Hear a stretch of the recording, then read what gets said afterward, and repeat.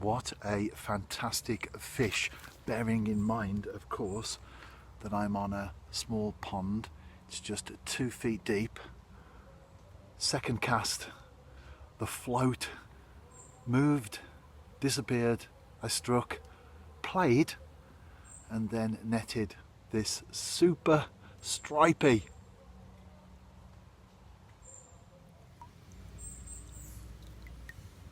Going back, I don't know if you can see all the branches in the water there, typical of this type of venue. Needs to get out a little bit before it even covers its back. Fantastic. As you can imagine, it created a commotion when I struck into it, and before I saw the fish, it is an overcast day, so I haven't got great visibility into the water, although it is shallow, as I've said, and clear. I did think I'd hooked into a pike, because if you've been following my blog entries over the last few days, I've been enjoying my small pond trips, but also I've been battling against the bigger predators. They haven't been big fish themselves, maybe only a couple of pounds or so, but big enough to keep all the roach out the swim and even the perch. I think that perch would have not bothered them or been bothered by them, but I'm a great believer, as far as fishing is concerned, that a crowd attracts a crowd. I think it's true anyway, isn't it, in many areas of life, which is why whenever I'm after, if it's a big species, a big fish, I'm not bothered about the small ones that come in, because they will get their heads down, they'll start to feed, and then the others will feel more confident about feeding themselves, unless it's a pike, totally different ball game, of course. I do fish for them, but they are very, very focused species. It has gone quiet naturally, as you can imagine.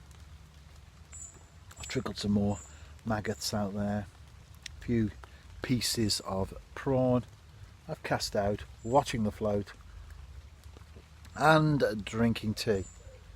I always like my cuppa first thing in the morning, but even in the afternoon, still a tea drinker. Welcome to the last week of November, I mean the middle of July. It's not warm at all, and the heavens have opened, and I'm underneath an umbrella. This is why they don't call it global warming anymore, it's climate change, because too many people were asking, what's happened to the global warming? Climate change means that anything that happens is climate change. I can remember way back, even in the 1960s, when we went on holiday to Rhyl in North Wales. That's where we used to go every year, just one family holiday per year, and it was the days of the old industrial fortnight. Anyone remember those? Well, if you do, you're of a certain age like I am, and it seemed that the whole of the Black Country descended upon Rhyl. They used to sell the Express and Star there, and I can remember my mum as clear as anything, as if it were happening right now, saying, what's happened to the summer? Because we used to get rain and cold days and warm ones as well. It's always been like this, hasn't it? And if you're an angler or an outdoors person in general, you know that's the case. You can't look back and say, when I was younger, we had no rain at all from May until September, and then we had snow from October right the way through to the end of April. Wasn't like that, was it? It's just like it is today, and that's why the British people talk so much about the weather, because it changes. It's our geographical location as an island on the edge of mainland Europe. We've got the Gulf Stream, and the weather, the wind can change. The southwesters bring all the rain, like today, and then once we do it, the colder months of the year, from the north and the east, we get the snow and the excessive cold, relatively speaking, of course. But as an angler, the most important thing is, whatever the weather throws at us, just go fishing anyway. I do. I had a pike in the swim. I touched it with the tip of the rod. It disappeared. I wondered why it had gone quiet. But then the fish returned and I've just caught this nice roach. Quality over quantity. Definitely when you're fishing the way that I am today. Another day where I fished twice. Not so many of those, but if I do, it tends to be the summer where the days are very long, and of course they are short sessions, usually one right at the beginning and another at the end of the day.